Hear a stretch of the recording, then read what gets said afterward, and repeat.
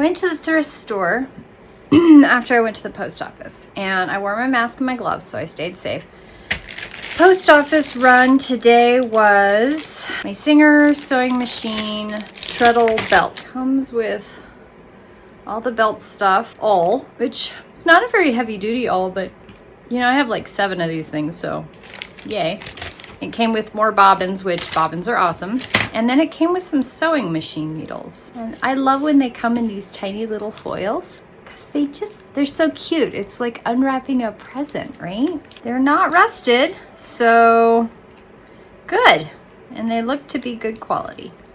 They're probably not high quality because they did kind of come in this whole get 5 things for $9 thing, but I really just wanted the belt, so we'll see how that works. Thrift store haul is a twin flat sheet for $4, and it has this beautiful cotton scalloping. And I'll do a burn test on this to make sure it's 100% cotton. I thought that would make a nice bottom to a petticoat or a set of drawers.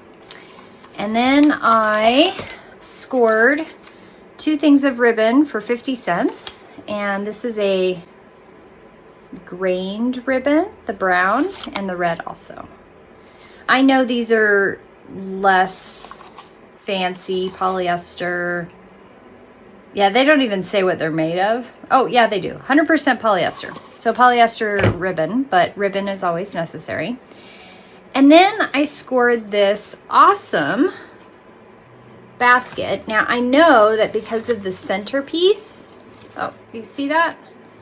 That it was probably a wine or a container basket, but that's okay. I am going to make it into, I'm going to take the little separation out, and then it will be a basket to just carry things in. But it's the perfect size, I think, for a purse-like basket. I love baskets. I really do. But I do have to limit myself because I would buy baskets for everything.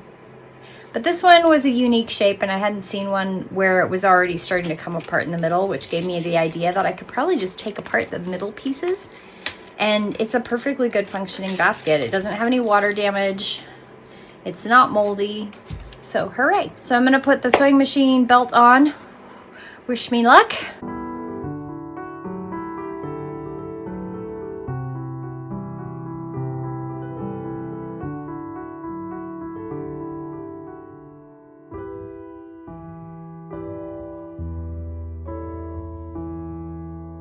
Back to the drawing board and back to YouTube because I have no idea what I'm doing wrong.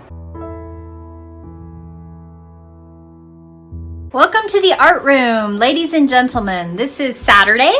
It is the 16th of May. Today I was up bright and early and I got a couple things really amazingly done. I got my handmade larger tailor's ham done. This is filled with cabbage or snow, so it's leftover scrap fabric. And this is all natural fiber stuffing, so it's all cottons and linens. There's no wool in here. I am contemplating putting a wool layer on one side, just for ironing purposes. I also have a long, thin one cut out, but I don't have it started yet.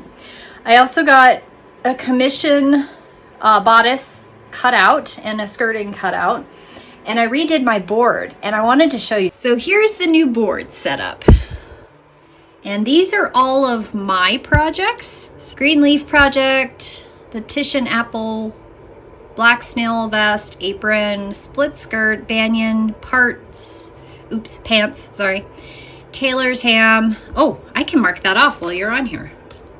So I got the larger tailor's ham done. Yay! I have a cami or undergarment box, and then tea gown, foundations reveal competition, and frozen 1890s. And you can tell I'm not as further along with. And then on this side are commissions, and you're just going to get a glance at that. As you can tell from my board, I have a lot of things going. You won't see the board a whole lot because there is obviously some commission stuff that's somewhat secret, some of it, and my YouTube board probably won't be public because that's a private thing. What I have kind of on the what I'm going to do today. I'm not going to finish the narrow tailor's ham because I don't have enough snow for that right now. I create a lot, so snow will be coming. I don't know if I'm going to cover the tailor's ham with wool today or not. I do want to get another pattern cut out for my cami, so I would like to work on that. I need to do some research on, I originally did research about 6 years ago on flaxseed being used in hair products, and I don't remember what I did with my research. So part of today is going to be re-researching stuff I already know. I just need to find the documentation for it, so I give correct information in my video. That's just a particular thing that I'm very intent on doing. I'm also going to be fiddling with my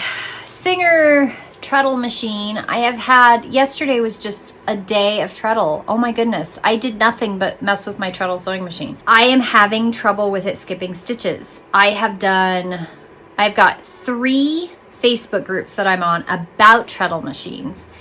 I have a historical group that I've asked treadle machine questions of. And it's interesting because I'm not somebody who reaches out for help unless I've tried as many of the things as I know how to do. And before I even purchased this treadle machine, I spent many hours watching refurbishing machines. So I had a fair idea of what I should try first. So I've tried all of those things. The only thing I have not done, literally, of all the suggestions, everybody's been so helpful and so wonderful with it. And I am so thankful that they're willing to try suggesting things. And they have been inordinately very patient with me because I am very frustrated. And when I get frustrated, I do not articulate well. And that's a personal thing that I struggle with. But I have changed needles, I've changed threads, I've changed bobbins, I've messed with bobbin tension, I've messed with upper tension, I've taken the tension assembly completely apart. I switched out the treadle belt, I have oiled the machine, I have dusted the machine, I have oiled the foot pedal, which by the way, the foot pedal did not squeak before I oiled it, and now it does squeak.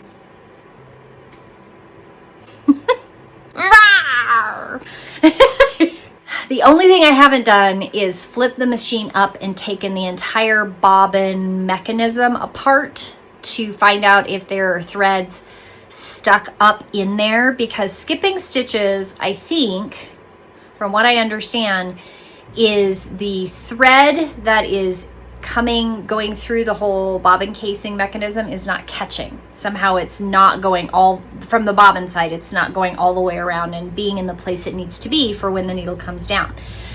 So I need to do that, and I am somewhat obsessed with making it work. And on the other side of it, I know that I should probably take a break and not mess with the treadle for a couple more days, because it's very difficult to be clear-headed when you're frustrated about something. And I have I'm an artist type personality. So when I get really, truly frustrated about something, I do not see it clearly. And I know that about myself. So I am probably going to put the cover over my sewing machine, and I'm going to force myself to walk away from the treadle today. But I have a project that I want to sew on my treadle, and I want to video that for my channel. So I really would like it to be working so that I can work on that next project and bring beautiful content to you of my lovely new machine. Probably won't happen this weekend, unfortunately. It's not quite noon. I have some online classes I want to take for the SCA. Our Kingdom is doing their Kingdom A&S this weekend. So I'm going to try to see what I can watch and do while I create content for y'all and get stuff done.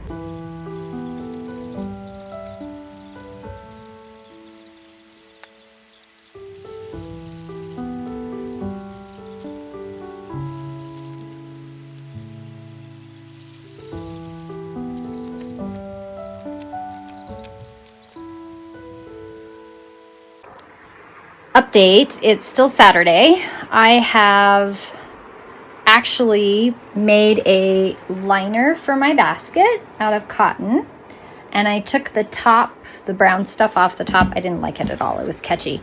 And the cool thing is I found out there's somebody wrote their name on the bottom. October 5, 1986, Marcy McQuisty. Isn't that awesome? I love little intricacies when you find things. I cut out a smaller tailor's ham. And I have this huge tailor's ham that I covered one whole side with wool, and I'm so glad I did. It evened it out a little bit. So that's awesome. And I made my long skinny tailor's ham. I've been needing a really long thin one for a while, so I wanted to make sure I got that done. But now I have a big one, and then I have this one.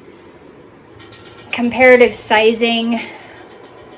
That's what this one's gonna be. So it'll work out to be a little bit more narrow when I finally get it stuffed. And so I can walk over here to my board and I can mark off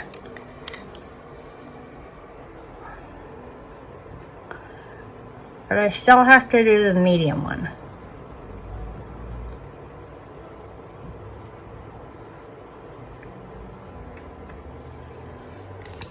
Okay, so now I just got to figure out what I'm going to work on next. I have been taking classes all afternoon.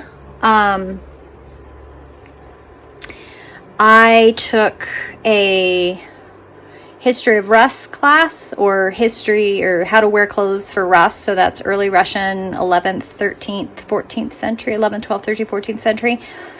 And then I took a lace class on needlepoint lace, and I'm going to take another one here in a minute. I took a tools class.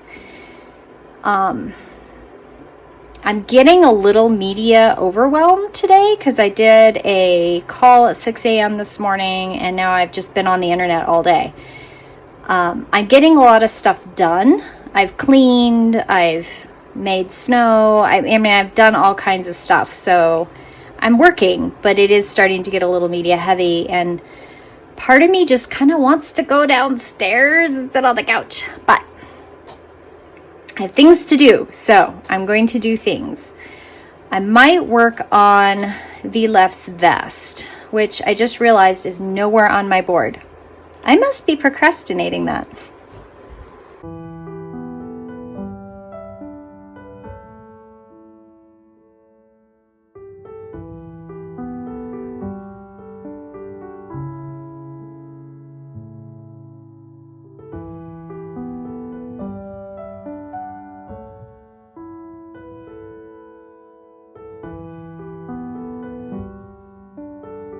Hello, it's Wednesday, the 20th of May, and that means I have one more day before I load up my art vlog. I did warn you last week that it was going to be a little light on the art vlog.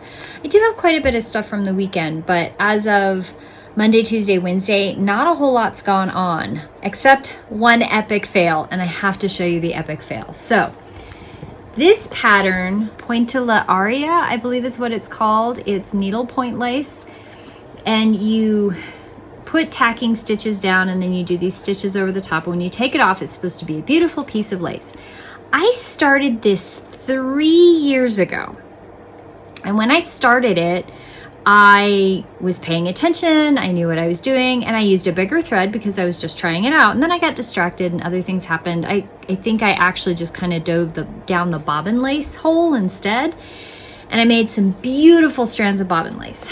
Well, this weekend I had a massive surge of, I'm going to totally work on my lace. It did not turn out well. I know why it didn't turn out well. But Saturday night when I was pulling it off, Sunday night when I was pulling it off the card, I almost cried. So it's supposed to look like this. And this is what it looks like.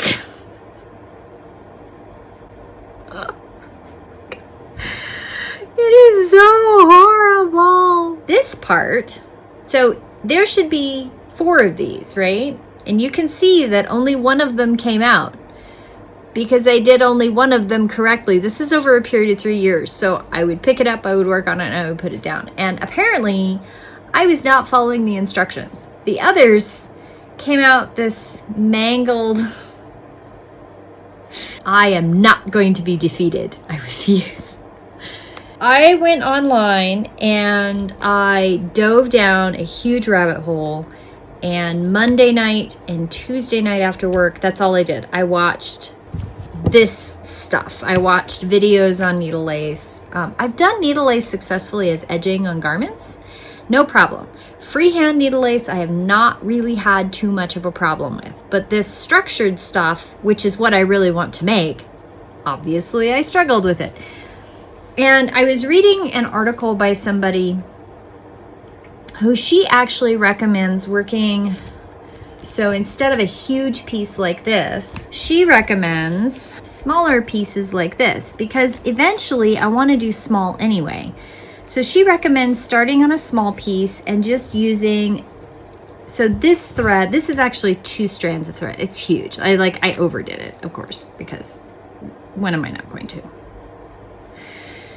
She recommends using 53 threads. So the larger than, or the smaller the number, the bigger the thread, and 3 means how many threads, how many ply are in there. And I have 1 spool of the 53. I got it a long time ago because I was looking for samples of linen thread for bobbin lace. And I found the perfect bobbin lace thread, and this was not it. But this lady recommends using this 50-3 100% linen thread, and this is Londonderry.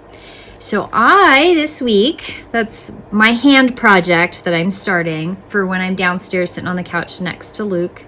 I am going to start with this. This is what I'm going to start with. We will see how I do, but I have a couple others cut out so that when I'm ready, I also have other threads already. I have this linen thread that I have no idea what, it's 2 ply of something. I'm pretty sure it's linen. It's just a cream color, okay? But I do have these beautiful Gold's Child linen 83, and she does recommend that once you figure out what to do with the 53, you work up to 83, which means it's smaller, but it's 3 ply. I also have a 83 linen of the Londonderry to try. So I have threads to play with. I also have a 33, but that's pretty much going back to what I was using before. So I'm going to try that out. That's kind of on the docket. I may actually get started tonight. We'll see what I get done. But I wanted to I have a package opening.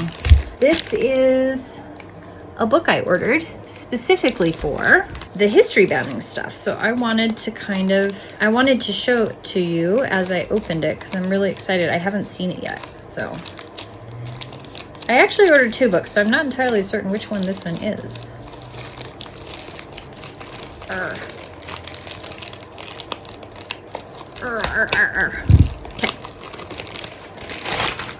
Ooh, yes! The Illustrated History of Needlework Tools, because who doesn't have enough books about needlework tools, right? I get very easily excited.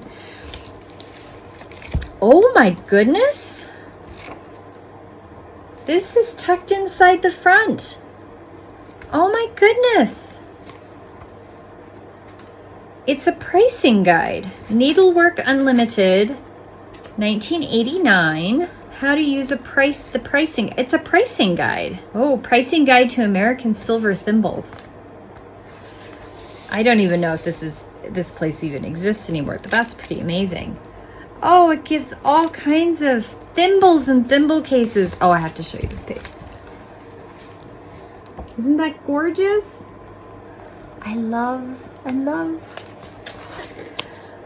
Okay, so that's pretty much today. I'm dressed in my under things for my ottoman outfit because I'm doing another interview tonight for my new series that I'm starting on my YouTube channel, and I'm going to be posting a new one of those every week. They're not really costuming related right now. The introductory series is not about that, so it will not be posted on the Costumers Guide, that publishing thing. So if you don't see it pop up there, don't panic. Just stay tuned to the YouTube channel. You'll see if you subscribe and hit that little button, you'll get all of the notifications for all the YouTube videos that I come out with. This series I'm really excited about. So stay tuned for that. I'm doing editing tonight, and I'm also cutting out a new corset cover pattern. That's probably all I'm gonna do tonight, and we'll see what I have energy for tomorrow. I don't know if I've said this before. I feel like I have. Just put in comments if I've said it before, because I don't go back and watch my previous vlogs, so I can't remember what I've said. But I work for a medical office, and I do IV placement and monitoring and phlebotomy, and I'm also the office manager, and I handle all of my employer's YouTube videos and her newsletters and all of the things. I am a very multifaceted employee. Pluses of that is I never get bored. The downside of that is I am so exhausted when I get done. Some days that I'm pretty much just a weak sack of flesh, and that's it. Next week is going to be worse because I'm training a new secretary, and it is the 4th new secretary in a calendar year since last year this same time. That's internal politics of the office, and I won't go into that, but just say I'm very tired.